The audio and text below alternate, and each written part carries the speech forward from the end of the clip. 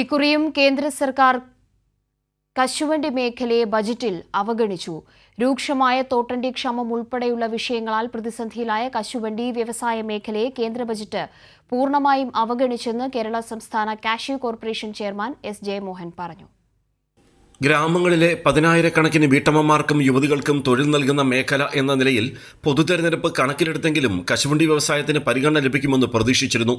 മേഖലയിലെ ആവശ്യങ്ങൾ ഉന്നയിച്ച് കാഷ്യൂ കോർപ്പറേഷൻ വിശദമായ നിവേദനം കേന്ദ്ര സർക്കാരിന് ബജറ്റിന് മുന്നോടിയായി സമർപ്പിച്ചിരുന്നു. പുനരുദ്ധാരണ പാക്കേജ് അടക്കം പ്രതീക്ഷിച്ച യാതൊരു പ്രഖ്യാപനങ്ങളും ബജറ്റിലില്ല. തോട്ടണ്ടിയുടെ ഇറക്കുമതി ചുങ്കം പൂർണ്ണമായും എടുത്തുകളയുക, വിയറ്റ്നാം അടക്കമുള്ള രാജ്യങ്ങളിൽ നിന്നുള്ള നിലവാരം കുറഞ്ഞ കശുവണ്ടി പരിപ്പിന്റെ ഇറക്കുമതി നിയന്ത്രിക്കുക തുടങ്ങിയ പ്രധാന ആവശ്യങ്ങൾ പോലും പരിഗണിക്കപ്പെട്ടിട്ടില്ല.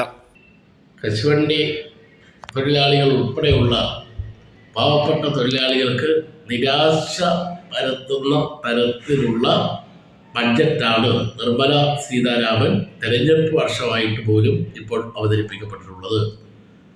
കശുവണ്ടി ഇറക്കുമതിയുടെ പേരിൽ ഏർപ്പെടുത്തിയ NDA ഗവൺമെൻറ് തന്നെ ഏർപ്പെടുത്തിയ നീതി പിൻവലിക്കുക, കശുവണ്ടിയുടെ പരിപ്പ് ഇറക്കുമതിക്ക് സ്വീകരിച്ചിരിക്കുന്ന ഉദാരമായ സമീപനങ്ങൾ തിരുത്തുക, കാഷ്യൂ ബോർഡ് കൊല്ലത്ത് അതിനൊരു ആസ്ഥാനം സ്ഥാപിക്കുക, ESI തൊഴിൽ ദിനങ്ങളുടെ പരിധി നോക്കാതെ തന്നെ തൊഴിലാളികൾക്ക് ESIയുടെ ആനുകൂല്യങ്ങൾ ലഭ്യമാക്കുക, തോട്ടവിളകളുടെ പട്ടികയിൽ കശുമാവ് എന്നെ കൂടി തന്നെ ഉൾപ്പെടുത്തുക, ഇങ്ങനെല്ലാമുള്ള വളരെ വർഷങ്ങളായി ഉയർത്തുന്ന കശുവണ്ടി മേഖലയിലെ പ്രശ്നങ്ങൾക്കൊന്നും തന്നെ പരിഹാരം കാണുന്ന നിർദ്ദേശങ്ങൾ നിർമ്മല സീതാരാമൻ അവതരിപ്പിക്കപ്പെട്ട ബഡ്ജറ്റിലില്ല.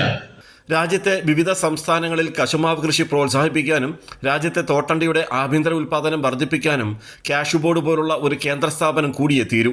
ഇക്കാര്യത്തിലും ബജറ്റിൽ പരാമർശമില്ല. എന്നുമാത്രമല്ല, പ്രത്യേക വിഹിതം അനുവദിക്കാതെ നിലവിലുള്ള റബ്ബർ ബോർഡ് അടക്കം പിരിച്ചുവിടുമെന്ന സൂചനകളാണ് ബജറ്റ് ചർച്ചകൾ നൽകുന്നത്. സുപ്രീം കോടതിയുടെ വിധി ഉണ്ടായിട്ടും EPF പെൻഷൻ വർദ്ധിപ്പിക്കില്ലെന്ന തീരുമാനം കശുവണ്ടി മേഖലയിലെ തൊഴിലാളികളെ നിരാശയിലാഴ്ത്തി. രാജ്കുമാർ, കൈരളി ന്യൂസ്, കൊല്ലം.